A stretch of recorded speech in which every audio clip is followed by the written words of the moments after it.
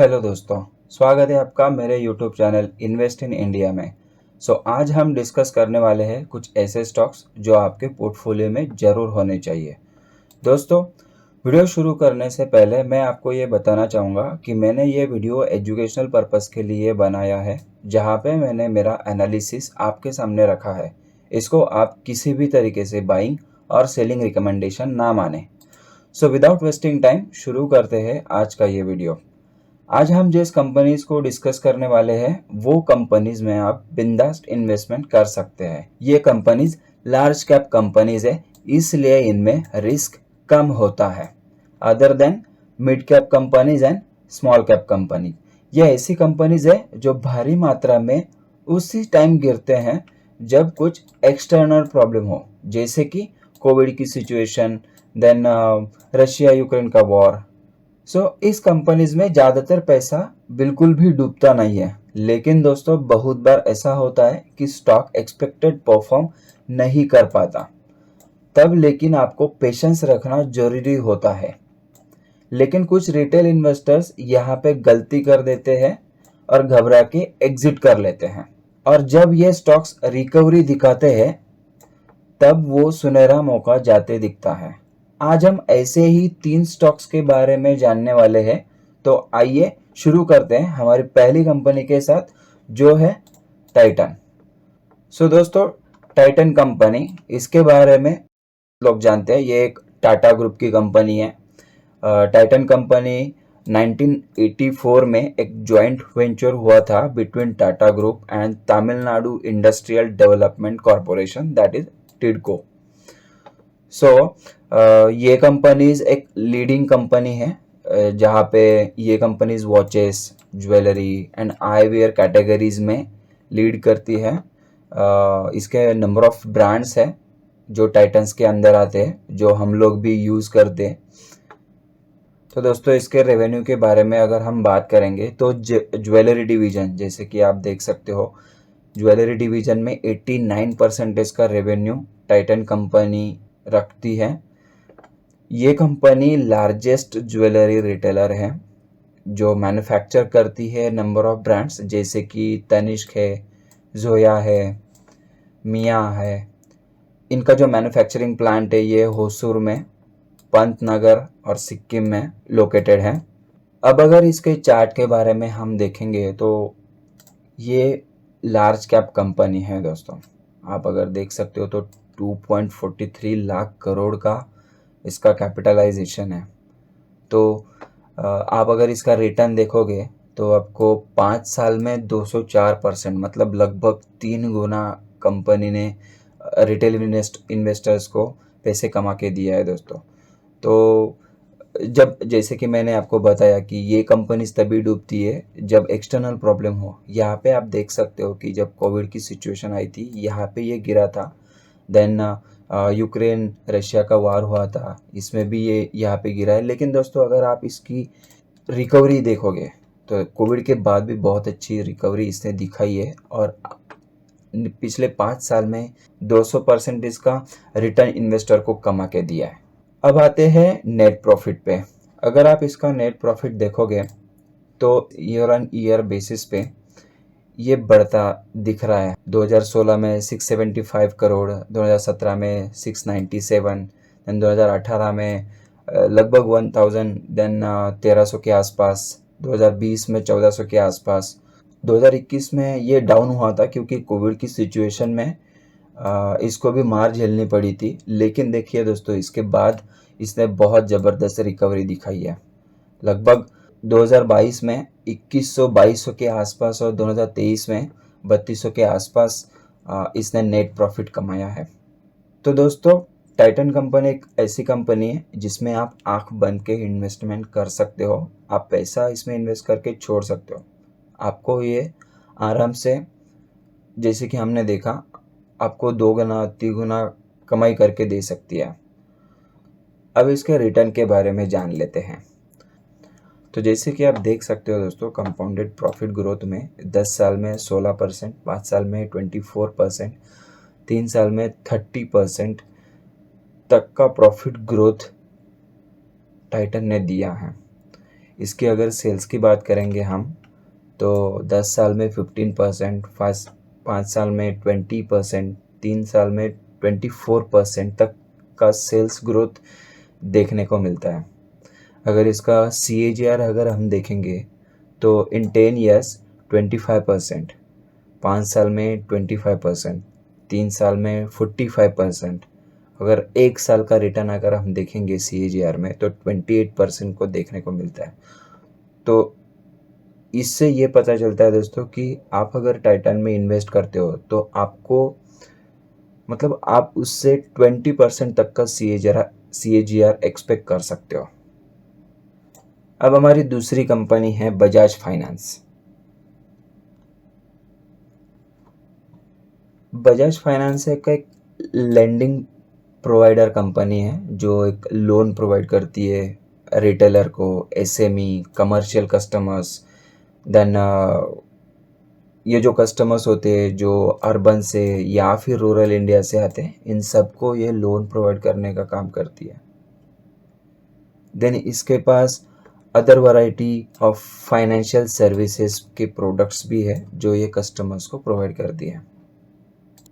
जैसे कि आप देख सकते हो दोस्तों कि ये NBFC में इंडिया में लार्जेस्ट कंपनी है बजाज फाइनेंस, जिसने अपनी जर्नी स्टार्ट करी थी 1987 में एक व्हीकल फाइनेंशियल कंपनी के साथ।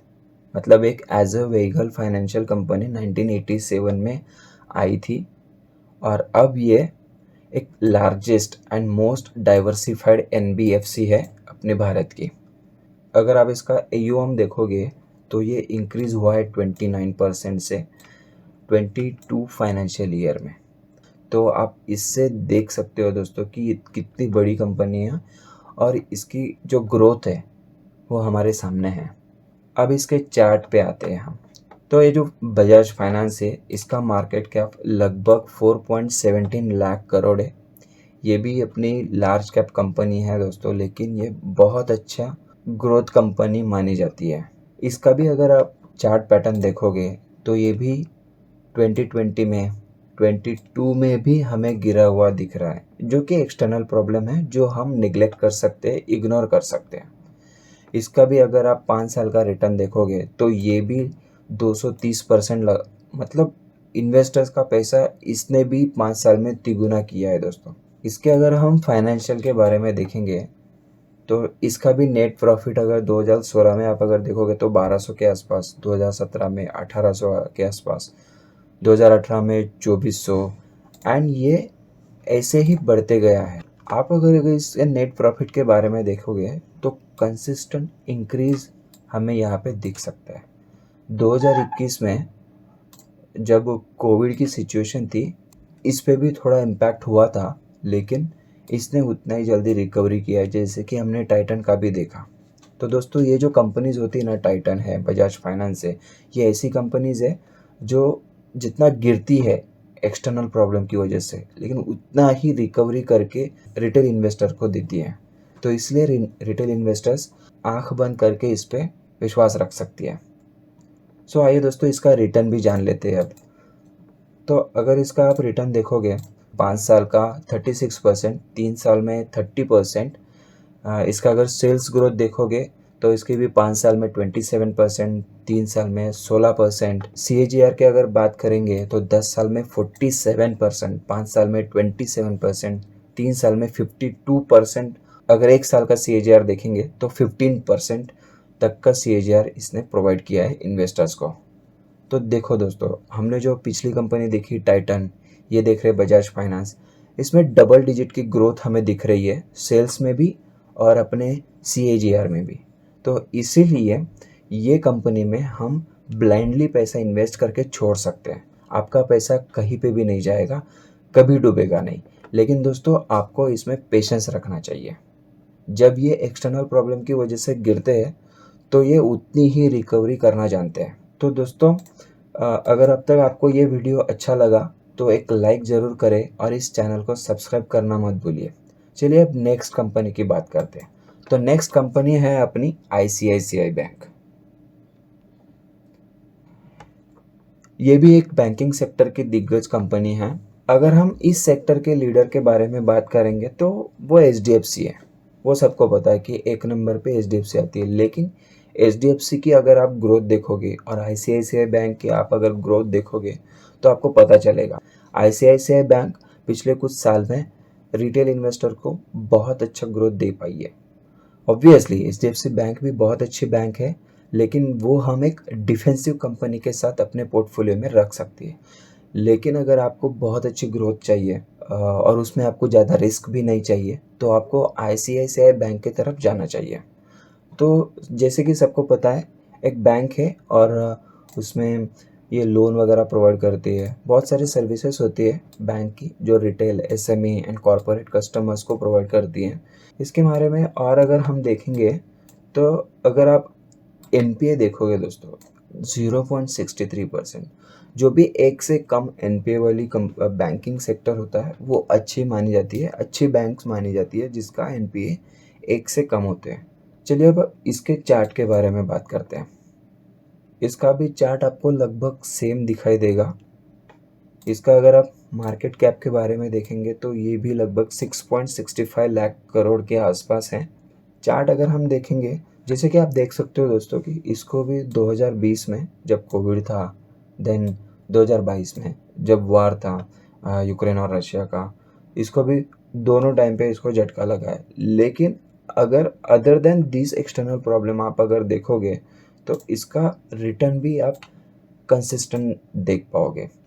अगर इसके रिटर्न के बारे में हम बात करेंगे तो 5 साल में इसने भी 228%, मतलब लगभग रिटेल इन्वेस्टर का तिगुना पैसा इसने भी कमा के दिया है दोस्तों।